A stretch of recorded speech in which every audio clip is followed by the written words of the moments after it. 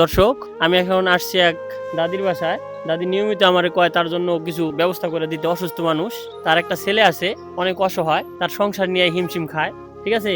হ্যাঁ, কি অবস্থা দাদি, কেমন আছেন? কি সমস্যা আপনার? ডায়াবেটিস আমার থুরিয়াই চোখে দিইনি আসলে বাজার আদি খাই গেছে। আপনার ছেলে আপনার কি যে ওষুধ কিনে দেয় না?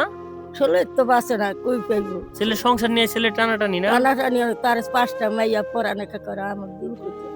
আল্লাহ দিব, আল্লাহ দিব, যার কেউ না আছে তার আল্লাহ পাক দেয়। ঠিক আছে? আপনার জন্য এই যে শীতের পোশাক একটা কম্বল আনছি, বুঝছেন? এই যে শীতের পোশাক একটা কম্বল আনছি, এই যে একটা সোয়েটার আনছি। হ্যাঁ, ঠিক আছে, একটা সোয়েটার আনছি। এখানে এই দুটো আপাতত দিলাম শীতের লিগা। যদি কোনো ভাই পারেন, দাদির প্রতি মাসে ওষুধ লাগে প্রায়, আমার ফার্মেসিতে থেকে আনে প্রতি মাসে প্রায় 4 সপ্তাহে প্রায় 2000 টাকার মতো ওষুধ লাগে। যদি কেউ পারেন দাদির চিকিৎসার জন্য অন্তত 1 মাসের ওষুধের খরচটা দিয়েন। ঠিক আছে? দাদির একটা ছেলে আছে, তার সংসার অনেক বড়, কামলা দিয়ে খায়।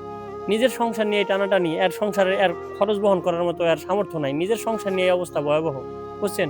সকলে দাদির জন্য দোয়া করবেন। আর যদি পারেন দাদির জন্য সাহায্যের জন্য এগিয়ে আইসেন। কতজনের কত টাকা কত জায়গায় জায়গা, ঠিক আছে?